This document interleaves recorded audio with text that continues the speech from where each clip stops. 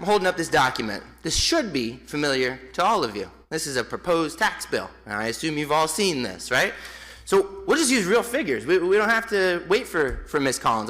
I'll just use my tax bill. My tax bill is public record, and you all know my address by heart by now. So with that being said, the city of Palm Bay makes up 39% of my proposed taxes. The school district only makes up 31 was the percentage I came to. So more than the school wants from me does the city of Palm Bay. That's before the road bond that I'll have to pay at the 1.093. So when I add that in, that comes to about 45% of my proposed tax bill is to the city of Palm Bay. So let's not underemphasize and hang out in the 1/3. Let's hang out with, we're approaching the 1/2. And where we'll get to the 1/2 in quick fashion is if we follow this capital outlay plan as designed. So $100 million is going to come from the general fund, where $27 million is going to come from impact fees. So we talked about how grossly out of whack our impact fees are. Mind you, Recreation Department gets more than twice what fire and police put together is, but they don't plan to spend any of it.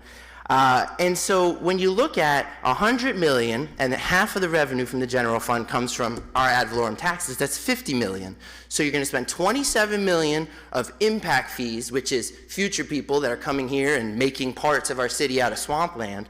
But you're going to spend $50 million off of my sweater, off of my back, off of Mr. Batten's back, off of Ms. Conley's back, off of everybody that got this yellow paper, and then guise it as that, well, it's a minimal impact. It's a minimal impact. We're only 1/3 of the bill. You got to really understand. I do really understand, and I hope that the citizens of Palm Bay continue to understand that the ad valorem cap is in place to ensure that the citizens of today and yesterday don't pay for the citizens of tomorrow's needs. The citizen of tomorrow's needs should help us pay for the deficit we have today and the deficit we'll have tomorrow because they want to come join our party. Come, join our party, pay your fair share. We learned greatly how impact fees work and how because of the growth needed, and that's what the capital investment plan, $227 million out of almost 400 is needed because of the deficit we plan to have. So let's focus on the newcomers paying for that rather than the folks that have been here paying these taxes. Thank you very much. Thank you. Nathan White, 1301 Seabury Street Southwest.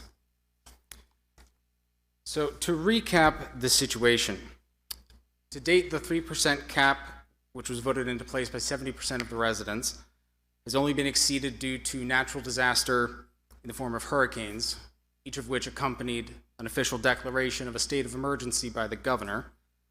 Tonight, it sounds like some of you are intent on exceeding that cap by over 12%, not an increase of 12%, but exceeding the cap by over 12%, due to the fact that this city government has underfunded and underprioritized public safety in the most primal forms of police department, police services, and fire services for several years. Some would say many years.